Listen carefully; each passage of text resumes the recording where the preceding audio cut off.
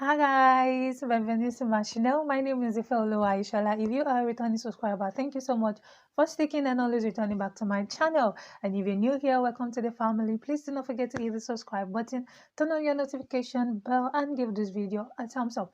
In the previous video, we talked about how to pick school, what you need to watch out for while picking school, requirement that you need to be mindful of. And today we're going to be talking about now you've gotten admission. What next? If this sounds like something you are interested in, come on, 10.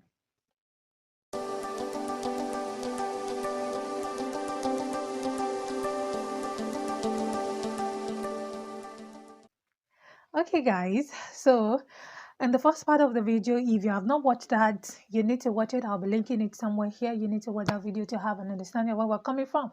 Now, to the second part of this video, we will be talking about that the visa processing stage, because now you've gotten your admission. What next? What do you need to do? And of course, I have another set of questions, because if you watch in the last video, I said it that these questions is helping me to build these videos into series. So I have questions here that I will be answering that will help us as we go along in this video. And if you have any other question that have not been addressed in the first video and might not be addressed in this video as well, please drop it in the comment section and watch out for the third part of this video. All right, guys. Now you've gotten your admission. What next? But before we go on next, somebody asked here that did you do the processing yourself? By the grace of God. Actually, um, there's this agent that helped me to get my admission. I sent them all my documents. I wrote my statement of purpose myself. Did not help me to write that. I did that. I sent it to them, and then they got me admission, and I removed their hand from it. So yeah, I would say I did my visa processing by myself down to when we got here. We did everything by ourselves. So yes, can you do your processing by yourself? My sister, yes, you can. From A to Z, you can. Everything you need is a laptop or a phone and a data or whatever, Wi-Fi or whatever it is, mobile data. You need that. And what else do you need again? Money. Oh, you need money. Oh, you're gonna need money. All right. So you can do your processing yourself. Now your admission is here. Yay! Congratulations, you've gotten your admission. What next? Now most schools will give you conditional offer. This means that we've accepted you to the school, but you also need to accept our invitation and then we can carry on. Now for some schools, when they give you the conditional offer, some will definitely, not even some, most will ask you to pay for a deposit before they can send you unconditional offer, while some will just say, go to the website, click that you've accepted this offer, and then they send you an unconditional offer with details or conditions, terms and conditions that you need to meet for them to send you your CAS. Okay. Now, some schools will ask you to pay a deposit depending on whatever amount that is suitable to your school. Or while some will just say, okay, you know what, we've given you admission, but you need to do this on the website. We need more document from you. I think most of this time during the unconditional offer, that is when they usually ask for your transcript. They usually ask for your English proficiency. They usually ask for either you're being sponsored or you're going to sponsor yourself. They just want to know more about you because now it's getting real, if you understand what I mean. So yeah, you do all that and then they ask you to pay a deposit and then they give you an unconditional offer. White Town will not even ask you to pay a deposit at that point of giving you an unconditional offer, but will ask you to do something, then give you an unconditional offer. Now, for my school in 20 University, I did not pay to get my unconditional offer, but I did have to pay my deposit for me to get my CAS. And like I said in the previous video, CAS is just Certificate of Acceptance for Studies, which is like a sponsorship letter that you have to have to your visa application. Like you have to add it to your visa application because without it, you cannot get visa. It's just as simple as that. Without your CAS, you can't get visa because just as people that come over here to work need to have a sponsorship letter, you that are also coming here to study need to have a sponsorship letter. Now, this is not a letter of somebody that is paying your fees or somebody that is going to be catering for you. Understand? This is somebody that is extending like an invitation letter that, okay, you know what, we are the one that says she should come. We are the one that says she can come with this and with that, and then you can come over to the school. You get what I mean? So yeah. So let's say, okay, now you've paid your deposit. And one question here was, how do I go about paying deposits? What are the payment method? Now, I said there are different payment method that you can use. Some you can use a direct transfer online, while for most of us in Nigeria, we use Form A. Now, Form A is like a financial statement form. Now I'm just forming this on my head. It's a financial statement form that you need to use to pay, more like a teller. But this one is more detailed because they need your school details, they need the sort code and things like that for them to be able to process the Form A. And another reason why Form A is being used is because they're going to charge you at the bank rate, which is the best rate ever. Because if you're going to compare it with black market, oh my sis, you are gonna choke a lot. So it's better when you use Form A to process your tuition fee. And Form A, depending on different bank institutions, take at least not less than a week or 2 weeks, depending on the institution you're using. Some bank takes more, some do not take. Now, when I was processing mine, we used Kingston Bank, and this is not even, I'm not even mentioning bank because they're not promoting this content. Anyway, it depends on bank. But then during mine, we used Kingston Bank and then GT Bank. Yeah, GT2 is good. GT, if you're watching this video, come and sponsor it. Anyway, that's that about Form A. So it's always good to use Form A, especially if you're coming from Nigeria, because it's more cheaper, if you get what I mean, and it's more safer. Yeah. So now you've paid your deposit, your CAS is here. You're one step getting closer. Now at this point, what you'll be thinking of is applying for your visa. Now, when you want to apply for your visa, I always tell people that when you're at the stage of applying for visa, make sure you hang out once in a while. Why is this necessary? So that you can be in the clear head of state. Because trust me, applying for schools, trying with all this processing is so stressful, mentally stressing, physically stressing, financially stressing. So, like, there's a lot of stressors that is being triggered, and you would want to, like, release some of these things before you apply for your visa, because you do not want to make any mistake. Now, before you apply for visa, there's another thing that you need, and that is what they call proof of funds. Yeah, proof of funds. Now, for proof of funds, this is like a bank statement showing that you have enough money to cater for yourself and whatever amount of dependent that will be following you to the United Kingdom. So, for the proof of funds for UK, it is expected that you have your money in your account for nothing less than 28 days. That is a minimum of 28 days. And after that, on the 29th or the 30th day, you print out your bank statement, and then you can now go to apply for your visa. Do not do the mistake of applying for your visa without your bank statement, using, or without the money in your bank, using 28 days before printing it out. Please do not make that mistake. You need to print out the proof of fund, and that statement is valid for 30 days. After 30 days, you will need to print out another one. Okay. So yeah, you need your proof of fund. Usually, proof of fund is always like the balance of your tuition fee, depending on the amount you paid, balance of your tuition fee, and at the same time your standard, your living expenses rather. You need to calculate that. Different cities have different amount. Now, the standard living of whatever country you're going to, or the part of the country you're going to, is going to determine what your living expenses is going to be like. If you're going to London, London is, high standard, and the standard of living in London is high.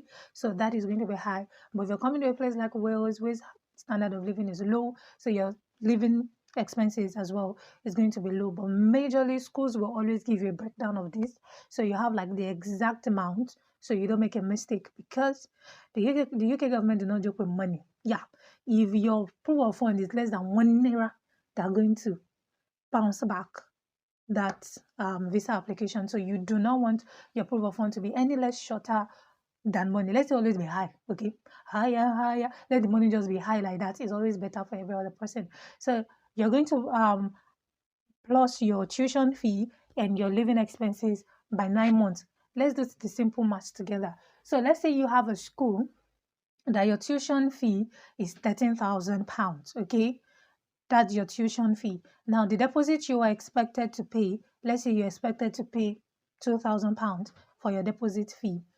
13,000 minus 2,000, that's 11,000. You should be helping me. I'm not good in maths. That's 11,000, right? Now, after you have that 11,000, the amount that is expected to be in your proof of fund, like what you're supposed to have in your bank account, is the £11,000.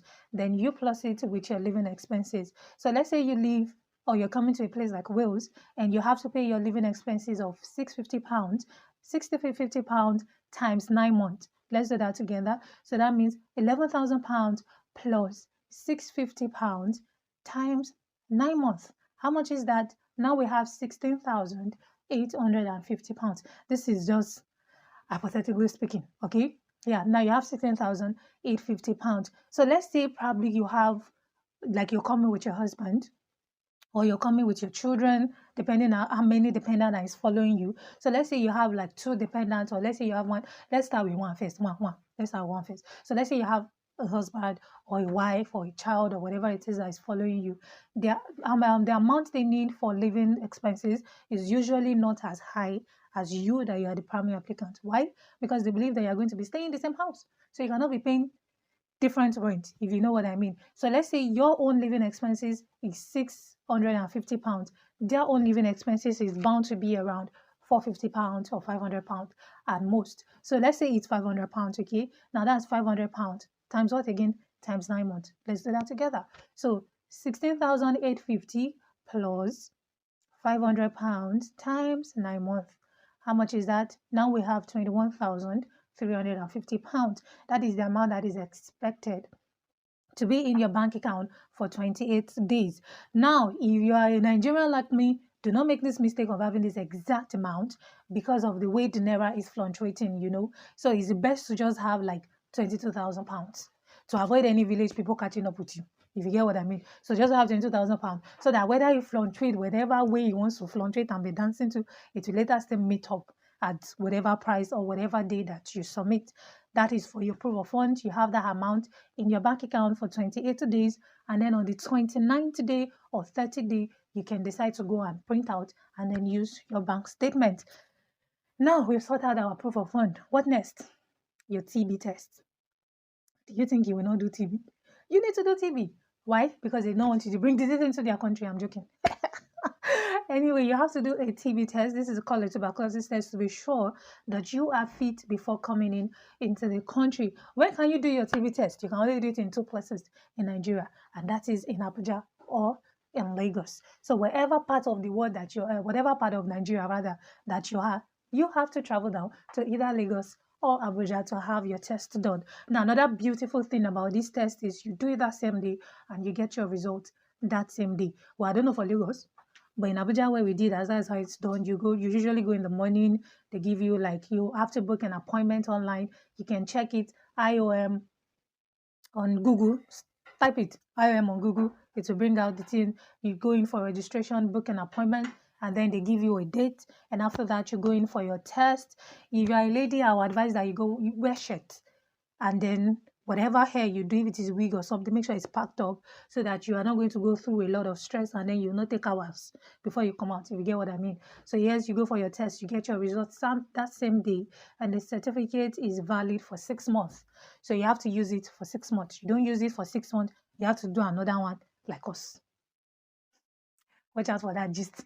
Anyway, that's all about that. So after now, you have your TB test checked, your proof of fund checked, CAS checked. Now, what next do you need? Now, whatever document that is written in your CAS need to be taken along with you for your visa application.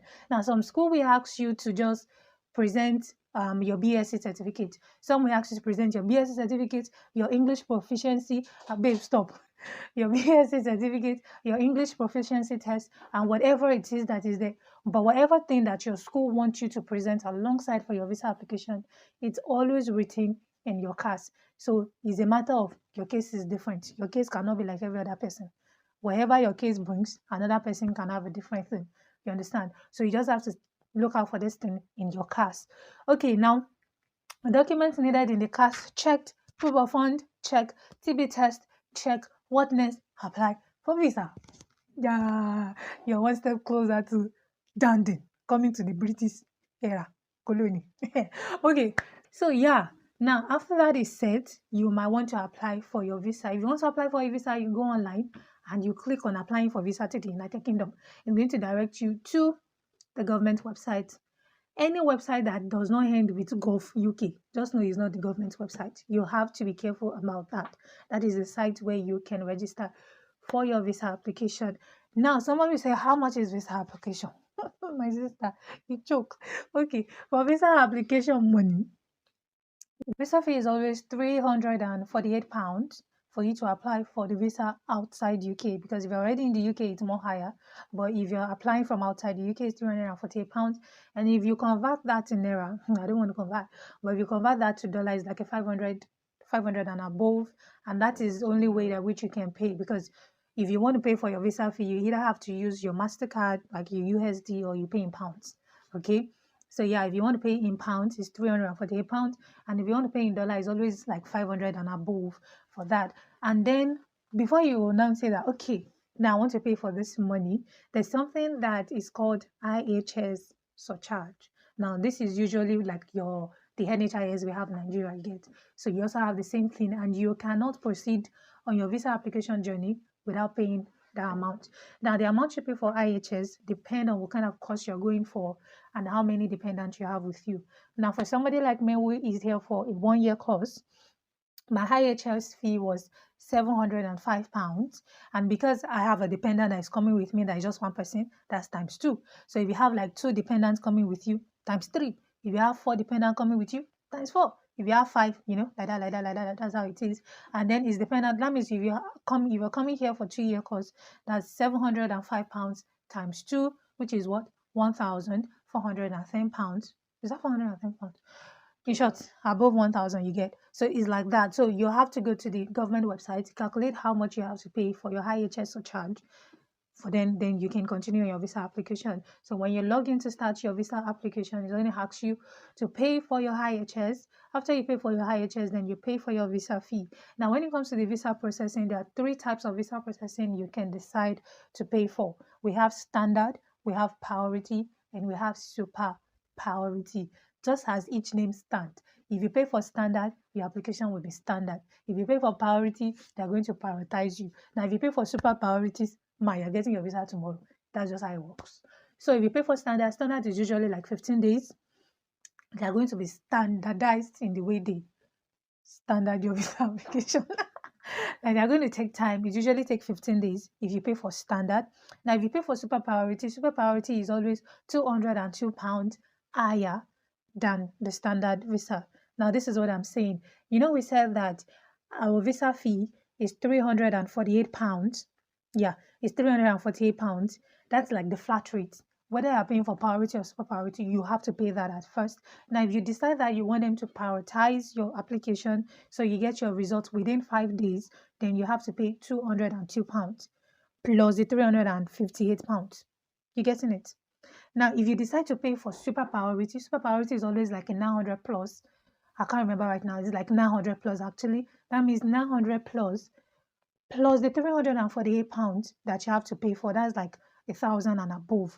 And that one you get your visa in the next 24 hours. Like, I know you can do it. Go for that. So that's that about that. So you can either pay for standard, which I feel if nobody's rushing you is good. Within 15 days, you get what you want. You can pay for priority or you can pay for super priority. Somebody asked me here that what type did I pay? Well, I did priority because I was running late for my resumption while my husband did standard. But because we are children of God, our visa came out like a day interval. And they made that, me that use priority and somebody that use standard, we still together. So, and that's another thing that I've heard. Now, I don't know how true that is, but then I've heard people say that when the main applicant pay for priority, it influences the dependent's visa. And there are some that they said they paid priority and their dependent will still use 15 days. So it's just depending. And I feel like it's grace, if you get what I mean. So now you've applied for your visa. When you want to upload your document, there are 2 opportunities that you have, or should I say 2 options. You can decide to do self-upload or assisted upload. Now, for self-upload is a 0 naira, which you can do, my sister. I did it. Now, for assisted upload, you will need to pay 11,500, and that is depending on how many of you are applying. It's not like if I pay 11,500, it covers for the whole family. No. If it is 4 of you, 11,500 times 4. If it is 3 of you, 11,500 times 3. If it is 2 of you, 11,500 times 2. And if you are the only one, is 11,500. You understand? And what that means is just that on the day you go for biometrics is the day you go for your thumbprinting, voice recognition check, taking a Snapchat, taking a picture of your face and things like that. That's your biometrics. If you are doing if you're doing assisted service rather, you go along with every of your documents, and when you get there on the day of biometrics, they help you to, upload it. What they do is scan and upload. It's not hard, okay? They scan the document and upload it. But if you're doing self-upload, it means that you have to have all your documents scanned in PDF format. And then when you get to that, because for your visa application, I think it's almost like 6 stages or 7 stages online. So it gets to a point where they ask you, do you want to self-upload or assisted service? If you pick assisted service, they'll just pass you like that, like go for your biometrics, and then the day you go for your biometrics, you upload the document. But if you pick self-upload, they take you to another page where you can just upload your document. And trust me, it's as simple as sending documents on WhatsApp, uploading the document. The only thing you want to do is you want your document scanned to be clear in a PDF format and at the same time well named. Okay, so if it is your CAS, you put CAS. If it is your NECO result, put NECO result. If it is your marriage certificate, put marriage certificate. You understand, things like that, so that it's not going to be anything difficult. Now, another one asked me here that is the visa processing for dependents different from that of the student? Yes, different person with their own. There's nothing like a family, so your application is going to cover for your family. The thing is just that from this processing of CAS and from where you start to pick school, always make sure that whatever form you fill, you use your title, Mrs. or Mr. You understand? If they let them know that you're coming with dependent, because some part of the forms that you fill, some ask, some don't. It still doesn't mean. But then when they give you a visit, then they give you the CAS, your CAS number, because there's a number that I told you about sponsorship thing. Yeah. So the CAS number is going to cover both you and your spouse or your family. So that makes you the primary applicant, and then whoever is following is the follower. Sorry, the dependent. Is the dependent. You get what I mean? So let's say me, I'm coming to study. I'm the one that is going to be going to school.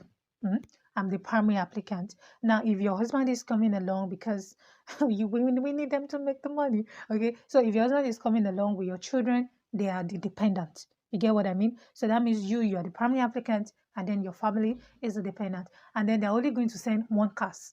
It's not like they will send CAS for me, for the children, and for the husband, okay? They're going to send one CAS, and that CAS covers for every one of us. Now, the only difference with somebody applying as a single person and somebody applying with family is just that while you were filling your form for the visa processing, they are going to ask you if there's anybody that is following you.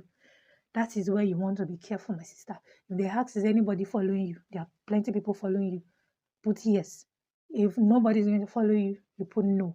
Because once you put no, and then somebody is following you, and then you try to use your CAS number to register for the person's visa application, is automatic rejection because you yourself, you already said no. Okay? But if you have a dependent following you, you put yes, and then your CAS number can cover for the person. So when you want to do your visa application, it's different. You do your own visa application, upload your own document, but as a primary applicant, the only document that you will need to add to your document is what? Your marriage certificate. That's just it. That's it. So people will add pictures and everything. It doesn't change anything, neither does it add to it. But then you just need your marriage certificate, basically the court own. But during that time, I uploaded both the court and the church wedding certificate. So you might want to include that. But the one they know that they always say is marriage certificate, which is usually the court marriage. So you need to upload that. And then when your husband or your wife or the children as well, when they are uploading their own, they also when your husband is uploading, you also use the court marriage certificate. But if it's for your children, you're not married to them now. You use the birth certificate. Let's take that again. If you want to apply for your husband, you use your court marriage certificate. If you want to apply for the children, you use what? Their birth certificate to show that you're the one that give birth to them. Like, I born them. Like, you get what I mean? You need to show that you're the one that born them. And at the same time, write a letter of consent that you know these are my children and I've decided to take them with me. Okay? Because one thing that I've known differently is, in Nigeria, we usually have, they have family. Whatever the husband says, that means they have, talked about anything else. In this place, different person with their different thinking and different head. They just feel like the fact that your wife does not mean that you want to carry your children along with you, or does not mean that your husband will come. So you need to tell us that, okay, he's coming with me. So if it is just you and your husband, you do not need a consent letter, because I do not write any consent letter for my husband, and he's here behind the camera. Now, if you need for your children, or you want your children to come with you, then you will need to write a letter for them so that they can come with you as well. Now, each person with their different application. So let's say you are a family of 5. Well, when I say a family of 5, that is you, the primary applicant, the husband, and you have 3 kids. That means you're going to have 5 visa application forms. It's as simple as that. And if you are 4, 4, if you are 3, 3, if you are 2, you've only you. You get what I mean? So when you're done with your own application, they do theirs, they do theirs, they do theirs, like that. And if you're also uploading for them, the document they will need to upload is not going to be much like the one you need to upload. Okay, so that's how it works. Now you've submitted, you've gotten a date for biometrics. What do you need to take along on the day of your biometrics? I told you on the day of biometrics, all you do, just want to come and do is thumbprint, say your name, what's the date of birth, and after that they take a picture of your face and you're done. Okay, but if you pick self-assisted service, that means that you will spend more time in the embassy. That's just the difference. So then you go for biometrics. What you need to take along is a photocopy of your appointment page, because after you submit for your visa application, they're going to give you an appointment, like, okay, you've submitted your application, oh, your appointment is so day, that kind of thing. Yeah, print out that page, take it along with you, and also the front page of your passport. That's the 2 things you need. Don't be carrying folder. Like, that's just the 2 things you need if you upload your document yourself. Now, if you do not upload your document yourself, pack all your files along, because you're going to need them. All right. So that's just the difference. You go for biometrics, and then they're going to tell you that you have to wait for results. And my sister, that's when the waiting game begins. So you think 24 hours is not enough for you before? It's going to be so long. And then you start waiting, every emails that come to your phone, that thing you're checking. And before you know it, visa is here. They call you to come for confirmation. I said confirmation, they will message you to come for collection. Okay. And basically, they usually do not tell you if they failed or not. They just say come for collection. That's another nerve-wracking thing. So you go there, you don't know whether you are opening to see your visa, or they are telling you that, sorry, you've been rejected. That will not be your portion. But anyway, you get what I mean? So they call you to come for collection. You go to collect your passport, and then you are going to see your visa. And now you collected your visa. What next? Watch out in the next video. Bye.